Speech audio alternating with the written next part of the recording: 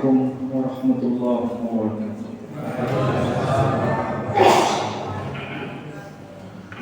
Alhamdulillah rabbil alamin. Alhamdulillahilladzi arsala rasulahu bil huda wa dinil haqq liyudhhirahu 'ala ad-dini kullih wa kafaa billahi shahida. Asyhadu an la ilaha illallah wahdahu la syarika lahu wa asyhadu anna Muhammadan 'abduhu wa rasuluhu la nabiyya ba'dahu. Qala Allah Ta'ala fil Qur'anil 'Aziz. A'udzu billahi minasy syaithanir rajim. Bismillahirrahmanirrahim. Subhanalladzi asra bi 'abdihi laylan minal masjidil harami ilal masjidil aqsa alladzi barakna hawlahu linuriyahu min ayatina innahu huwas sami'ul basir. Al-ayah. Shadaqallahul azim. Bapak Ibu yang saya hormati, alhamdulillah pada malam ini kita bisa mendatangi majelis ilmu. Mudah-mudahan kehadiran kita di tempat ini semua mendapat maghfirah dan rahmah dari Allah Subhanahu wa taala. Mohon maaf suara saya tidak seperti biasanya karena radang tenggorokan. Kelihatan kalau radang tenggorokannya terlalu berat. Untung ada ini, jadi bisa keluar suara. Bapak Ibu yang saya muliakan, tadi saya baca ayat yang termaktub dalam surah Al-Isra, surah yang ke-17. Nama lain surah Al-Isra, nama lainnya adalah surah Bani Israil. Jarang sekali di dalam Al-Quran satu surah memiliki lebih dari satu nama. Surah ini, surah urutan ke-17 ini memiliki dua nama. Pertama, surah Al-Isra. Kedua, surah Bani Israil. Tentu ini pasti ada maksud. Nabi SAW memberi nama surah ini bukan karena hawa nafsu, tetapi berdasarkan dari pewahyuan yang beliau terima dari Allah Subhanahu wa taala. Sehingga namanya dikenal dengan dua nama.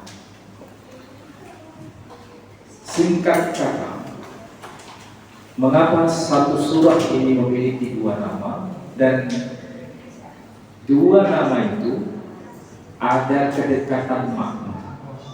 Ada kedekatan makna.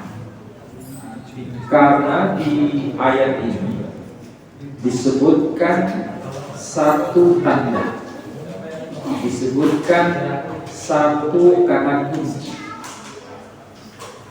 Kata kunci apa ini? Kata kunci Al-Masjidil Aqsa. Arti-artiannya masjid yang jauh. Jadi arti-artiannya Masjidil Aqsa, masjid yang jauh. Kalau disebut masjid yang jauh, berarti ini merujuk pada siapa? Pertama, di sini ada kata kunci Masjidil Haram. Masjidil Haram, siapa yang mendirikan Masjidil Haram? Siapa yang membangun Masjidil Haram? Sebagaimana yang dimaksudkan di dalam Al-Quran, yakni di dalam surah Al-Baqarah, surah kedua ayat 127. Bisa dibuka di Quran, surah Al-Baqarah ayat 127. Di situ dikatakan apa? Ada yang bisa bantu baca? Al-Baqarah ayat 127. Dan ingatlah ketika Ibrahim meninggikan dasar-dasar Baitullah bersama Ismail seraya berdoa, ya Tuhan kami, terimalah daripada kami amalan kami. Sesungguhnya Engkaulah yang maha mendengar lagi maha mengetahui. Ya, kalau diperhatikan di situ ayatnya jelas. Bismillahirrahmanirrahim. Wa idh yarfa'u Ibrahimul qawa'ida minal baiti wa Ismail. Rabbana taqabbal minna innaka antas sami'ul 'alim. Arti-artiannya jelas di situ. Yang membangun fondasi rumah Allah yang disebut Al-Bait, yang membangun adalah Ibrahim bersama sang putra yakni Ismail. Tanda bahwa bangunan suci ini dibangun oleh dua orang ini, makanya lokasinya nanti ada yang disebut Maqam Ibrahim dan ada yang disebut Hijr Ismail. Jadi yang dimaksud di sini adalah mana? Masjidil Haram. Jadi yang dimaksud adalah Masjidil Haram. Karena sudah pasti dua nama disebut, Ismail dan Ibrahim. Di situ ada Maqam Ibrahim dan ada Hijr Ismail. Nah, sekarang kalau Masjidil Aqsa, nama lainnya adalah apa itu? Baitul Maqdis. Ini nama yang tidak tercantum dalam Al-Quran, tapi di luar Al-Quran dan menjadi bagian dari tradisi ulama salaf terdahulu. Disebut Baitul Maqdis. Itu bahasa Arabnya. Kalau bahasa Ibraninya disebut Bait Hamikdash. Bahasa Ibraninya disebut Bait Hamikdash. Kalau bahasa Arabnya Baitul Maqdis. Ya mirip-mirip karena bahasa Arab Ibrani itu satu saudara. Bait Hamikdash atau Baitul Maqdis. Nama khas Quran disebut Masjidil Aqsa. Nah, Aqsa itu artinya jauh. Karena ini melibatkan dua orang yang memang melakukan perjalanan yang jauh. Dua orang itu siapa? Nah, yang pertama Abul Anbiya. Siapa itu Abul Anbiya? Nabi Ibrahim alaihissalam melakukan perjalanan jauh. Dari mana? Dari Palestina, dari kawasan Masjidil Aqsa hingga kawasan Masjidil Haram. Sementara Khataman Nabiyyin, cicitnya Abul Anbiya yang bernama Muhammad sallallahu alaihi wasallam juga melakukan perjalanan jauh dari Masjidil Haram ke Masjidil Aqsa. Jadi ini dua orang yang kalau bahasa kita bolak-balik. Kita baru nyadar sekarang ternyata di sinilah ada sesuatu. Jadi yang pertama kali kita kenal sosok yang bernama Ibrahim itu melakukan perjalanan jauh dari Babilonia ke Palestina, kemudian ke Mesir, kemudian ke Palestina lagi, baru kemudian ke Saudi Arabia. Itu kira-kira kalau sampean melakukan perjalanan begitu nggak pegel kan? Ini menarik Ibrahim alaihissalam. Ini sebetulnya saya bicara di kampus, tapi ini saya bocorkan. Karena ini penting untuk jamaah. Karena agama kita ini bukan doktrin. Agama kita ini agama nalar, bukan doktrin. Kalau doktrin, nanti bisa macam-macam itu. Cerita ini, cerita apa itu? Mi'raj 70 kali sehari. Kemudian kita apa lagi? Bisa memadamkan api neraka. Apa lagi? Macam-macam. Yang lagi ribut-ribut sekarang itu, tahu ya? Oh, sama nggak ikuti? Oh, nggak ikuti ya?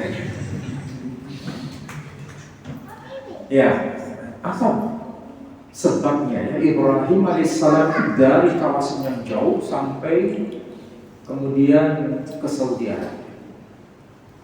Kita tahu istrinya Nabi Ibrahim salah satunya adalah Sayyidah Hajar. Betul? Sayyidah Hajar itu orang mana? Orang Mesir. Ya, orang Mesir. Kalau kita mempelajari data-data yang paling awal, baik dalam tradisi Islam maupun tradisi sebelum Islam, menyebutkan Sayyidah Hajar itu bukan orang sembarangan. Dia anaknya Firaun. Anaknya Firaun. Firaun itu bukan nama orang ya. Firaun itu gelar. Kayak kita menyebut sultan. Ada Sultan Mehmed, ada Sultan Gabus, ada Sultan ini. Sultan kalau bahasa Arabnya. Bahasa Mesirnya disebut Firaun atau Pharaoh. Ada Firaun Amenhotep, ada Firaun Ramses, ada Firaun Meneptah, dan lain sebagainya. Masalahnya kok bisa? Nabi Ibrahim kok ketemu dengan Sayyidah Hajar itu bagaimana? Nabi Ibrahim itu orang mana? Sayyidah Hajar itu orang mana? Satu suku atau beda suku? Beda suku. Bukan hanya beda suku, beda bangsa. Lokasinya aja jauh. Nabi Ibrahim dari negeri Babilonia. Di Quran disebut Babil, negeri Babel. Sementara Sayyidah Hajar itu Mesir. Kok bisa komunikasi? Ayo, pakai bahasa apa? Kan bangsanya beda. Tapi kok bisa ngomong? Pakai Google. Waktu itu gak ada Google. Pakai Google Translate. Nggak mungkin. Nah, di sini Allah Subhanahu wa Ta'ala tidak pernah mau menghilangkan barang bukti. Barang bukti itu masih ada. Ada lempengan-lempengan tanah liat yang tertulis dengan huruf uniform, huruf paku namanya, tersimpan di Museum Prancis sampai hari ini. Termasuk juga tulisan Hammurabi di atas lempengan batu, dan itu juga hurufnya Hammurabi. Hurufnya huruf uniform. Intinya lempengan tanah liat itu yang huruf paku itu di bahasanya bahasa Akkadia. Bahasa Akkadia. Bahasa yang sezaman dengan Nabi Ibrahim. Memang bahasanya orang Babel. Bahasa resmi orang Babel. Tapi lempengan tanah liat ini tidak ditemukan di Surabaya, tidak ditemukan di Kecamatan Kemiri, tapi ditemukan di mana? Di Palestina, dan juga ditemukan di Mesir. Isinya apa? Isinya mengenai surat-surat dagang. Nah, coba perhatikan. Kalau ada dokumen ya berbahasa Inggris ditemukan di Surabaya, berarti apa ini? Memang orang Surabaya bahasa Inggris? Nggak mungkin. Berarti pasti ada hubungan orang Surabaya itu dulu berarti, ya kan? Dengan siapa? Ya pasti masa kolonial, ya kan? Nah, begitu cara ahli mempelajari. Ini kok bisa bahasa orang Babel ditemukan di Mesir, ditemukan di Palestina. Bahasanya bahasa Akkadia, isinya surat dagang. Berarti bahasa Akkadia itu bahasa lokal atau bahasa internasional? Berarti bahasa internasional. Berarti Ibrahim bisa selonongan kemana-mana karena bahasa beliau itu sudah diakui sebagai bahasa internasional, sehingga komunikasi jalan. Sama seperti orang Inggris datang ke Surabaya, kira-kira dia pakai bahasa apa? Bahasa Inggris. Kita dipaksa harus menguasai bahasa Inggris. Begitu. Jadi nggak salah kalau Ibrahim itu bisa kemana-mana, ke Palestina, ke Mesir, ke Saudi. Jadi ngomongnya ada bahasa persatuan di situ. Kita pun sekarang butuh bahasa persatuan, ya. Nah, begitu caranya memahami. Bukti itu sampai sekarang kita simpan surat dagang. Kalau bahasa itu dipakai sebagai bahasa perdagangan, berarti bahasa apa? Internasional. Nah, sekarang bahasa kita ini sudah diakui di PBB sebagai bahasa forum UNESCO. Sekarang sudah ada pengakuan. Jadi bisa pidato pakai bahasa Indonesia di forum PBB. Nah, berarti bahasa kita menjadi bahasa apa? Jadi bahasa kita bukan ecek-ecek kan? Selevel dengan bahasa Arab, selevel dengan bahasa Prancis, selevel dengan bahasa Inggris, selevel dengan bahasa Jerman enggak. 6 bahasa ya. Inggris, Prancis, Rusia, Cina, Arab, dan Spanyol. Ketambahan satu lagi, Indonesia. Jawa gak laku, Madura gak laku. Itu bahasa kereta bibi. Ya. Oke. Jadi bahasa Nabi Ibrahim itu bahasa internasional. Nah, itulah sebabnya beliau bisa mendapatkan Sayyidah Hajar alaihissalam. Nah, saudara-saudara, jadi intinya Masjidil Aqsa dan Masjidil Haram itu dua lokasi yang jauh, dan melibatkan dua orang, dan ada penandanya. Kalau Masjidil Haram ada yang disebut Maqam Ibrahim, itu bentuknya apa? Telapak kaki di atas batu. Ya, telapak kaki di atas batu. Sementara di Masjidil Aqsa ada the Dome of the Rock, Masjid Kubah Emas. Di bawahnya itu ada batu besar. Di situ juga ada bekas telapak kaki Rasul Shallallahu Alaihi Wasallam tatkala mau mi'raj ke Sidratul Muntaha. Juga sama-sama batu. Ada penandanya. Ini kalau bahasa arkeologi penting. Apa itu arkeologi? Bukti jejaknya. Ada nggak? Nah, berarti kalau ada Maqam Ibrahim, berarti Ibrahim alaihissalam pernah ke situ, ya kan? Jadi bukan sekedar cerita, tapi ada bukti arkeologinya, ada nggak? Sampai rumahnya di sini, bukti arkeologinya apa? Sampai rumahnya di sini, bukti arkeologinya apa? Yo, mas sampai ini itu bukti arkeologi kan? Nanti kalau sudah diwariskan oleh generasi ketiga, keempat, dulu Pak Sarjono ini rumahnya di sini, apa buktinya? Ada fotonya, ada bekas bajunya, ada bekas minumnya. Nah itu diteliti bisa.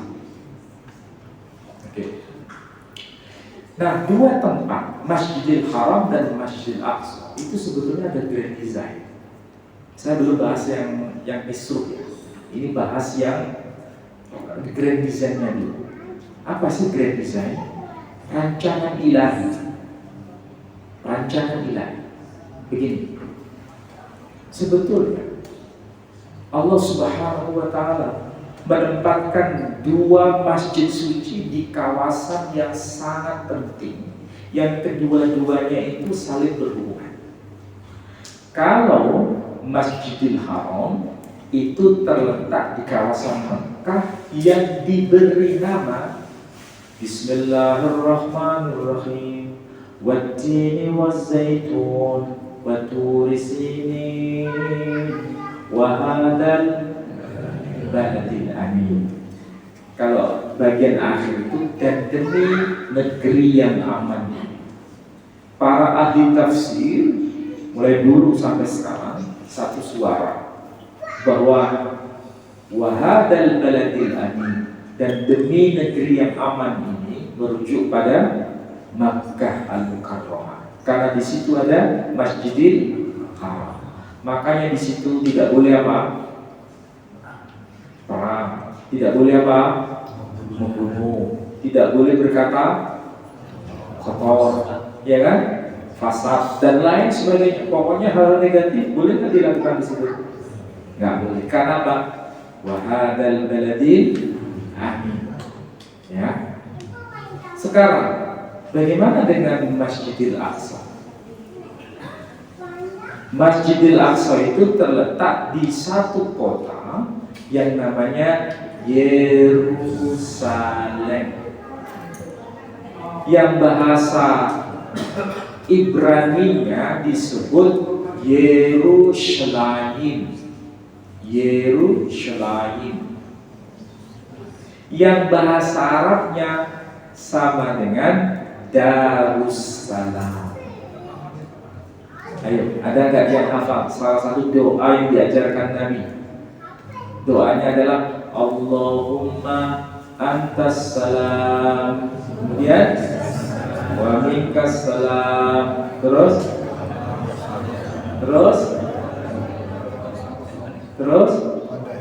ada nggak di situ kata-kata Darussalam?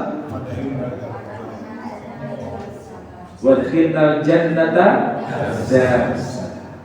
Apa maksudnya? Dan masukkanlah kami ke satu jannah, surga yang disebut Darussalam. Darussalam itu adalah nama surga yang ada di alam malakut, yang nanti akan dihuni oleh orang-orang yang saleh. Dan orang-orang yang saleh, ya, di sana itu yang diucapkan apa? Assalam, salam, salam. Perhatikan itu. Ini bahasa Quran. Dan ada nggak di dalam Al-Quran? Ada. Surah apa? Surah Al-An'am. Surah nomor 6 ayat 127. Tolong. Surah Al-An'am ayat 127. Tolong diterjemahkan. Bagi mereka disediakan Darussalam, surga pada sisi Tuhannya, dan dialah pelindung mereka disebabkan amal-amal soleh yang selalu mereka kerjakan. Amal-amal yang soleh dilakukan oleh orang-orang yang soleh. Mereka akan mendapatkan ganjaran lahum darussalam inda rabbihim. Orang-orang yang soleh itu mendapatkan anugerah jannah, surga yang disebut Darussalam. Itu yang di alam malakut. Grand design-nya Allah Subhanahu wa ta'ala menciptakan fotokopinya, miniaturnya di bumi ini. Makanya di bumi ini disebut Darussalam atau disebut dengan istilah Yerusalem atau Yerusalem. Secara harfiah, Yeru itu artinya rumah, sama dengan dar. Salem sama dengan salam. Arti harfiahnya apa? Damai sejahtera. Jadi di alam malakut itu ada damai sejahtera, maka di bumi harus bisa menghadirkan damai sejahtera. Pertanyaannya, siapa yang membangun Baitullah, Baitul Maqdis itu? Siapa? Nabi Ibrahim? Bukan. Nabi siapa? Sulaiman. Quran ada nama Sulaiman. Saya tanya sekarang, apa sih makna nama Sulaiman? Nah, di sini rahasianya. Namanya Sulaiman, bahasa Arabnya. Nama Ibraninya Shlomo. Makanya kita menyebutnya Malik Sulaiman, Raja Sulaiman. Orang Yahudi itu kalau menyebut Nabi itu mesti ditambahin Abraham alaihissalam, Moshe alaihissalam, Ya'qub alaihissalam, Yitzhak alaihissalam, Aharon alaihissalam. Kita menyebut Harun alaihissalam, Ibrahim alaihissalam. Begitu. Ini tradisi bangsa-bangsa timur. Jadi kalau menyebut Sulaiman itu Melech Shlomo, Melech Slomo. Malik Sulaiman. Slomo dari kata shalom. Shalom sama dengan salam. Apa arti salam? Damai sejahtera. Apa arti Slomo? Damai sejahtera. Coba katakan. Yang bangun raja penuh damai sejahtera. Kota yang dibangun artinya kota penuh damai sejahtera. Fotokopi dari Darussalam, wilayah yang penuh damai sejahtera. Ini grand design. Itulah sebabnya ini kalau kita beragama, kenapa kita nggak boleh berkata kotor di tempat yang aman gitu? Tidak boleh melakukan pembunuhan di tempat yang aman. Tidak boleh aniaya di tempat yang aman. Kenapa? Karena ini fotokopi surga sebenarnya. Sama dengan Yerusalem, itu fotokopi surga. Di surga itu kedamaian. Bukan bukan apa? Bukan perang. Ini grand design. Dari sini kita paham. Nanti saya jelaskan kenapa kota ini perang. Belum saya bahas. Ini kita bahas baru grand design-nya. Makanya saya punya pemahaman begini. Dan kita semua punya pemahaman yang sama. Mulai Nabi Adam sampai Nabi Muhammad SAW itu agamanya apa? Islam. Ya, pasti Islam. Apa arti Islam? Hah? Damai sejahtera. Artinya, pertanyaannya kemudian berlanjut. Kalau agama para nabi sejak Adam sampai Nabi Muhammad SAW itu agamanya Islam, apakah para nabi semua itu bahasanya bahasa Arab? Tidak. Pertanyaannya, Islam itu kan bahasa Arab. Islam, Assalam, itu kan bahasanya Arab. Iya kan? Sedangkan para nabi itu diutus melalui bahasa kaumnya, bilisan kaumnya. Kalau begitu bahasa kaumnya itu seperti apa? Buktinya apa? Ya, Bani Israel kan nggak mungkin pakai bahasa Arab, ya kan? Tapi karena mirip-mirip dengan Arab ketemu, oh iya ada istilah Salom, makanya ada muncul nama Slomo. Makanya kalau mereka ketemu sama mereka, Shalom Aleichem, mereka jawabnya apa? Bi'aleichem Shalom. Sementara kita Assalamualaikum, jawabannya apa? Waalaikumsalam. Karena mirip, ya sama betul, Jawa kan mirip, ya apa itu? Lawang, labeng, bawang, bebeng, betona, waktu ini, ya, bubedena, bubedono, ya, macam-macam deh. Jadi karena ada kedekatan. Jadi kalau bahasanya mirip, ya gampang ditebak. Tapi kalau nabi-nabi diutus ke semua bangsa, pasti bahasanya beda-beda. Tapi nanti ketemu, memang akarnya itu risalah syariat para nabi itu membawa damai. Dalam bahasa kaumnya masing-masing. Contoh, agama Islam, risalah nabi terakhir menyebut salam. Orang Nasrani dan orang Yahudi karena bahasanya bahasa Ibrani menyebut shalom. Orang Hindu menyebut apa? Shanti. Oh, gitu kan? Apa shanti? Damai sejahtera. Orang Buddha menyebut apa? Syadu. Apa artinya? Damai sejahtera. Agama Konghucu, agama Tao di Cina, mereka menyebut apa? Shancai, bukan cincang ya. Shancai. Apa artinya? Damai sejahtera. Saya kalau ditanya sama orang Konghucu, Pak Ustadz, apa Pak Ustadz percaya bahwa kami yang punya nabi, mereka menyebut nabi, kami punya nabi yang nabi Konghucu, apakah itu salah satu nabi umat Islam? Saya jawabnya sederhana. Bisa jadi beliau seorang nabi.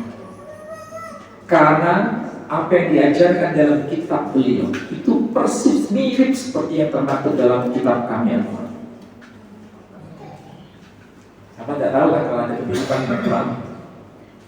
Quran itu kalau dicari kesamaannya dengan kitab Injil ada, kitab Taurat ada, kitab sushi, bukan sushi yang dimakan itu, kitab Konghucu ada, Zoroaster ada. Semua agama ini kalau dibaca melalui Al-Quran kok banyak kemiripannya. Itulah sebabnya Islam ini datang menyempurnakan. Bisa jadi yang pakai bahasa macam-macam itu dulunya adalah nabi-nabi yang diutus kepada kaumnya masing-masing. Buddha Gautama, Buddha itu bukan nama orang. Buddha itu orang yang mendapatkan pencerahan. Namanya Gautama. Mereka menunggu Buddha Maitreya, Buddha yang penuh belas kasih yang akan datang di akhir zaman. Kalau Dr. Zakir Naik mengatakan itulah yang dimaksud oleh Nabi kita Muhammad SAW yang diharapkan oleh orang-orang Buddha. Namanya Buddha Maitreya, Buddha yang penuh belas kasih. Karena Nabi kita diutus wa ma arsalnaka illa rahmatan lil alamin. Nah itu. Saya punya lidah saja Zakir Naik. Kalau saya ngomong nanti digugat. Tapi kalau Zakir Naik enggak digugat kan? Jadi agama semua ini sebetulnya jejaknya itu ada Islam. Cuma sudah banyak perubahan. Makanya Islam datang itu meluruskan kembali. Rel yang sudah bengkok ini diluruskan pula. Makanya Quran kita mengatakan bilisani qaumi, dengan bahasa kaum. Makanya semua itu hurufnya S semua. Salam, Salam, Santi, Sadu, Sancai. Ya kan? Semua. Menarik ini agama kita. Jadi agama kita ini bukan agama yang asing. Bukan agama yang asing. Jadi intinya, grand design-nya begitu. Menghadirkan surga di muka bumi. Dan kalau kita diskusi ya dengan orang-orang Kristen, menarik. Karena saya pernah ngomong, ada nggak yang diajarkan oleh tokoh besar Anda yang bernama Yesus Kristus? Kalau kita menyebutnya Isa Al-Masih, mereka bahasanya kalau bahasa awam Yesus Al-Masih. Itu pengajaran doa. Mungkin ada yang mualaf ya? Ada yang mualaf kan? Oh enggak ada? Enggak ada. Kalau menurut versi Kristen ada doa yang dibaca dan diulang-ulang. Apa itu? Doa Bapa kami. Bapa kami yang di surga, dikuduskanlah namamu, datanglah kerajaanmu, jadilah kehendakmu di bumi seperti di surga. Kalau beliau bahasanya aslinya mengatakan begini, Avinu shebashamai yikaddesh shereha tafu malchutiha. Malchut itu kerajaan, malchutiha yasir suniha kasher bashamai gambaran. Jadilah kehendakmu di bumi seperti di surga. Kenapa ada ungkapan jadilah kehendakmu di bumi seperti di surga? Karena ini fotokopinya. Di bumi ini fotokopinya. Seperti di surga. Kalau surganya itu penuh kedamaian, di sini hadirkan kedamaian. Itu spiritnya. Nah, sekarang mulai masuk ke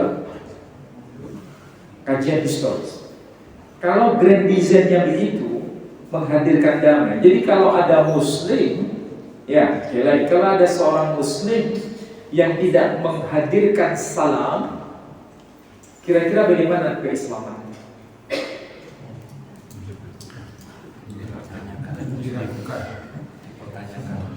Karena grand design-nya begitu.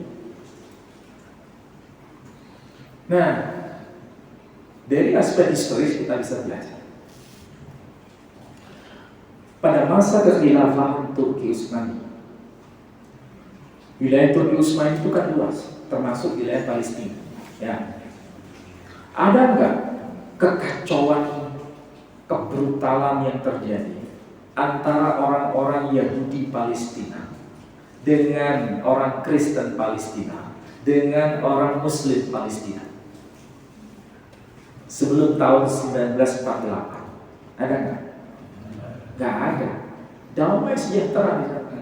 Yang Yahudi Mizrahi bisa bergaul dengan yang Arab Kristen Palestina, bisa bergaul dengan Arab Muslim Palestina, damai di sana.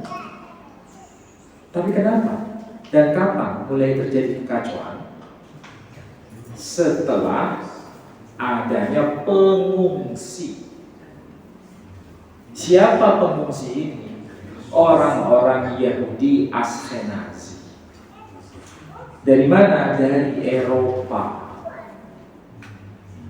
Karena mereka itu dijanjikan oleh British, kalau kami menang menaklukkan mana?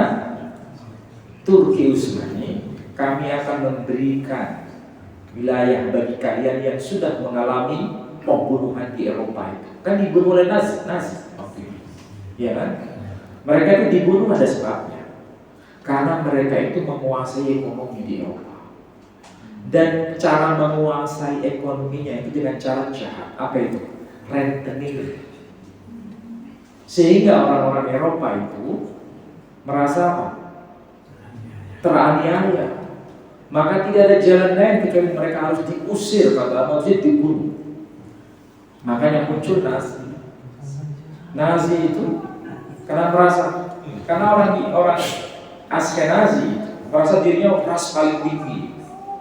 Nah, Hitler nggak kalah strategi. Kamu merasa kelas paling tinggi, kami orang-orang Arya lebih tinggi daripada ente.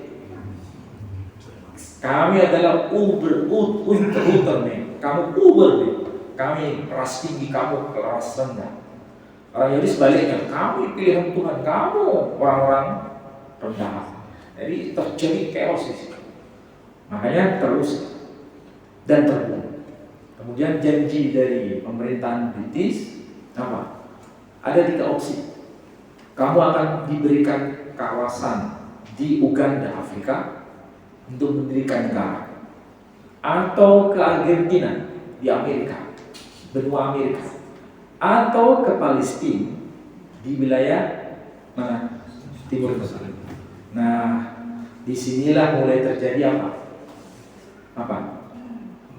Pencangkokan kitab suci untuk kepentingan politik. Jadi kitab suci diperkosa untuk kepentingan politik oleh sebab Yahudi Askenazi. Seakan-akan yang punya hak di situ adalah orang-orang Yahudi. Tapi mereka ini Yahudi Askenazi. Nah, ketika datang 1, 2 orang, 3 orang dan seterusnya, nggak terlalu berbahaya ya, karena cuma sedikit. Lama-lama semakin banyak. Akhirnya apa? Wilayah itu bertambah atau enggak? Wilayah asalnya bertambah enggak? Orangnya semakin bertambah. Kira-kira gimana kondisinya? Anggap saja segini ruangan. Kalau orangnya banyak, kira-kira hawanya gimana? Panas. Sama. Maka tidak ada jalan lain. Mereka sudah berkelompok, akhirnya terjadi apa? Chaos. Maka terjadi pembunuhan sebaliknya. Jadi orang-orang Palestina diusir. Yang diusir itu, ini singkat saja. Orang-orang Palestina yang sekarang bertahan itu Muslim terbesar. Orang-orang Palestina, Arab Palestina itu Muslim terbesar. Kenapa? Mereka karena ada upaya untuk menjaga Al-Aqsa ini. Sementara orang-orang Arab Kristen Palestina itu sudah tidak merasa happy, sudah nggak kuat. Untuk jihad itu dia nggak kuat. Akhirnya apa?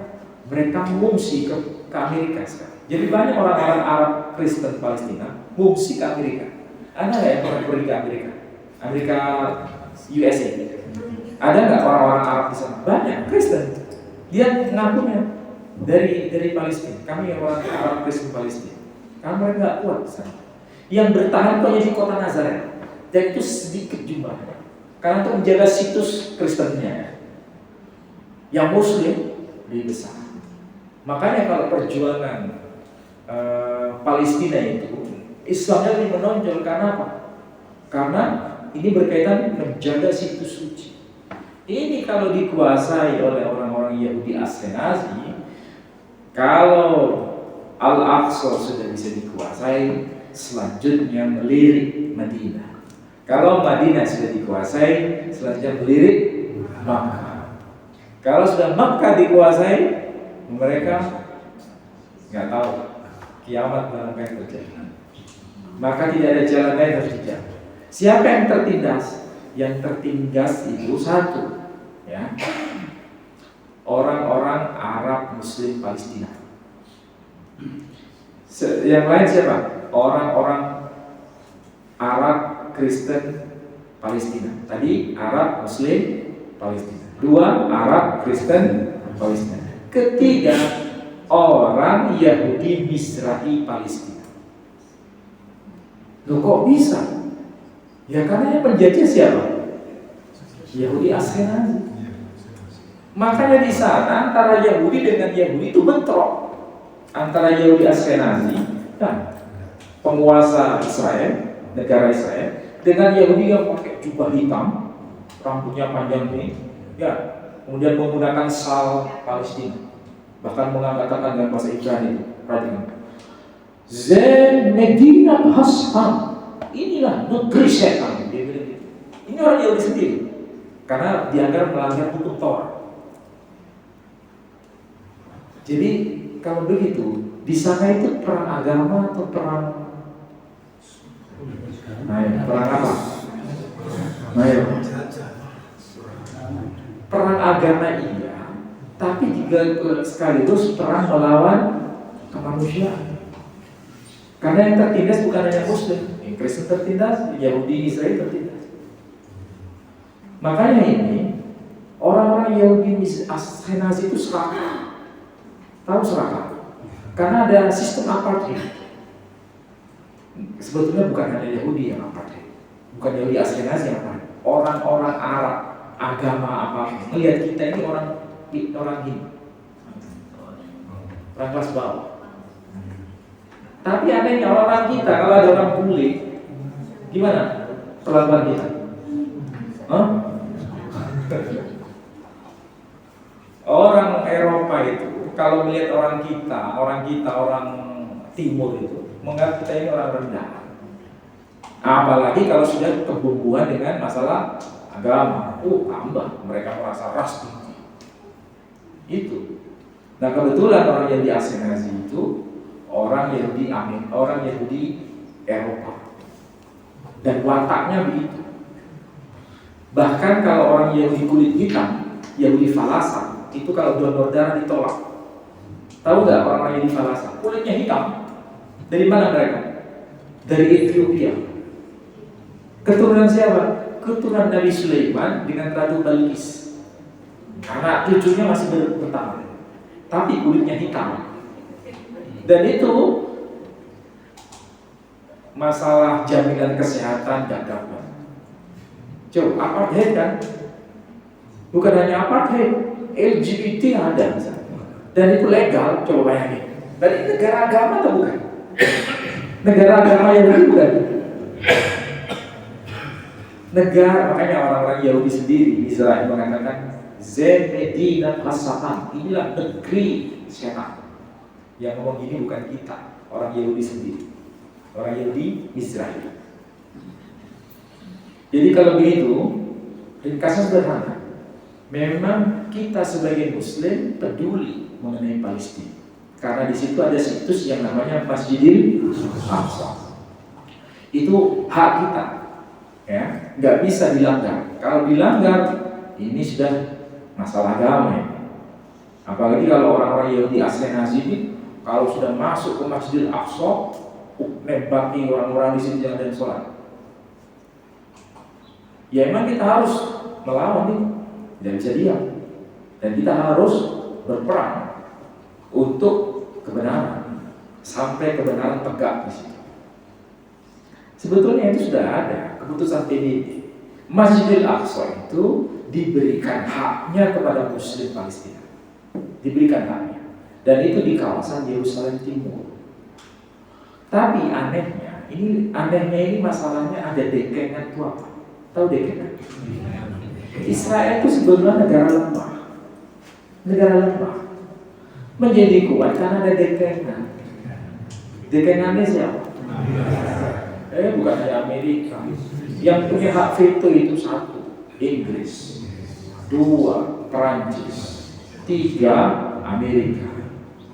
Ini yang mendekengi Israel. Yang menentang Israel, Cina, Rusia. Ya, dua negara ini, Cina, Rusia. Ini yang melawan Israel. Jadi ini jangan dibawa-bawa ke politik, apalagi politik Indonesia. Jangan. Ini memang kekuasaan Israel itu menjadi kuat karena adanya hak veto. 3 melawan 2, menang mana? Ya menang 3. Apapun tindakan Israel dianggap benar oleh Amerika, Inggris, dan Prancis. Meskipun Rusia bengok-bengok, meskipun Cina bengok-bengok, gak direken. Karena kalah suaranya 2. Ini 3. Jadi persoalannya itu memang akut. Gimana caranya supaya Israel itu bisa ditaklukkan? Hilangkan hak veto. Kalau hak veto masih dipegang, nggak bisa. Bisa nggak hak veto hilang? Ya? Seperti mengharapkan telur keluar dari ayam jago. Bisa nggak? Kecuali kalau terjadi perang dunia ketiga baru. Nah makanya lonceng hidup kita ini cuma Palestina. Kalau sudah Palestina pesonya semakin memanas terus, ini kalau terjadi perang antara pemegang hak veto, bubar ini dunia. Bayangkan ada blok Amerika dan blok Rusia. Jadi antara Rusia dan Amerika ini nggak bisa saling. Guru saya Syekh Imran Hussein itu sudah kemana-mana, termasuk Rusia sudah menjadi Dewan Penasehat negara Rusia. Beliau mengatakan kalau Muslim tidak paham mengenai geopolitik ini, mereka tidak bisa membela Palestina. Perhatikan sekarang negara-negara Arab. Mereka adalah negara-negara Muslim mayoritas di negeri Arab. Tapi mereka kenapa tidak bersuara membela Palestina? Kenapa? Karena mereka terikat perjanjian dengan Amerika. Karena mereka menjadi negara independen setelah pecahnya Turki Utsmani, itu atas hadiah British dan Amerika. Negara Bahrain dibentuk oleh siapa? Amerika. Kuwait, Amerika. Saudi Arabia, Amerika. Mesir, Syria, Yordania. Siapa yang memberikan hak di situ? Jadi kalau mereka bergerak membela Palestina, wah ini di tempatnya nanti ini kira-kira gimana? Kalau ngamuk, ngamuk. Jadi ini geopolitiknya sekarang. Jadi untunglah ya orang-orang Palestina sampai berkata begini, kami kalau melihat orang-orang Arab di negara-negara sekitar ini, kami nggak peduli mereka tidak bela. Yang kami harapkan Indonesia dan Asia Tenggara. Itu orang-orang Palestina. Makanya bendera yang dikibarkan berdampingan, bendera Palestina dan Indonesia. Ada nggak mengibarkan bendera Saudi? Ada nggak mengibarkan bendera Bahrain? Tidak ada. Karena mereka takut dengan Amerika. Kalau Amerika sudah tekan tombol, ceng. Kira-kira mereka takut nggak? Sebetulnya nggak usah takut ya. Ketika Amerika menekan tombol, Rusia akan tekan tombol. Disitulah perang dunia ketiga terjadi. Itu guru saya, Syekh Imran Hussein. Tahu Syekh Imran Hussein? Tahu nggak? Dia nggak pernah ngomong bahasa Indonesia, ngomong bahasa Inggris. Kalau dia khotbah ngomong bahasa Inggris. Karena dia tinggal di Trinidad, di Amerika Latin. Amerika Latin ternyata juga musuhnya Amerika. Jadi kebetulan dia orang Amerika Latin. Inilah yang terjadi. Begini.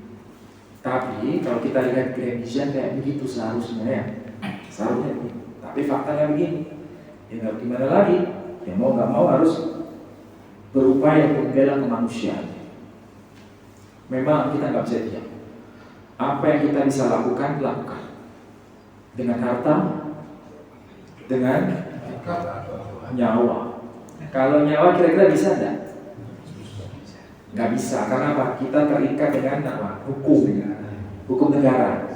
Kecuali kalau kita ini orang militer, kemudian Muslim, terus dikirim ke sana. Tapi kalau kita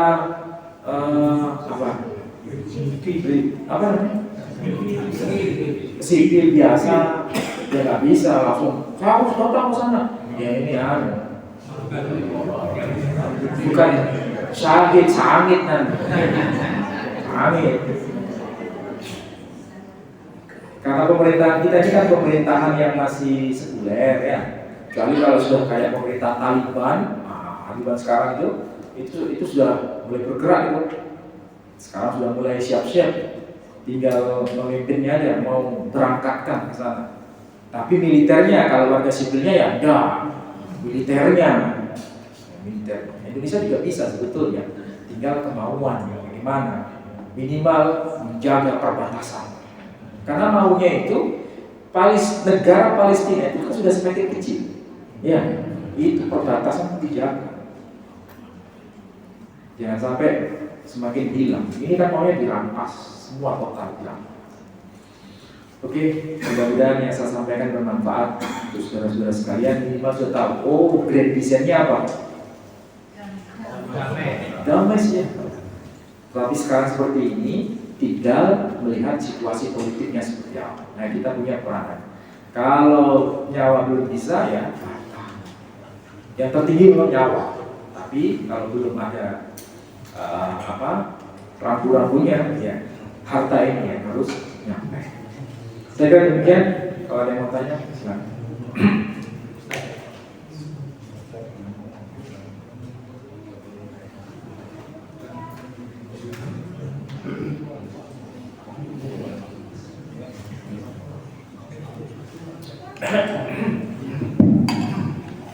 Assalamualaikum. Ustaz, di negara Palestina itu ada dua kelompok, Hamas dan Al-Fatah. Dengan adanya penyerangan Israel ini kan semua negara diprotes, termasuk di Buddha, di Jepang juga, untuk menggerakkan Free Palestine. Sementara ini di Al-Fatah ini kok nggak begitu kelihatan suaranya. Kira-kira kenapa? Saya jawab ringkas saja ya. Dua organisasi besar ini sebetulnya di bawah payung PLO yang dibuat oleh Yasser Arafat dulu memecah. Yang satu disebut Fatah, yang satu disebut Hamas. Yang Fatah ini banyak londoirnya masalahnya. Tahu londoir? Ya, gampang komprominya. Yang Hamas ini yang kekeh. Bedanya di situ. Kalau kekeh ya memang inilah yang terjadi. Dan memang itulah yang sebetulnya perjuangan yang sebenarnya. Bukan seperti yang dilakukan oleh Fatah.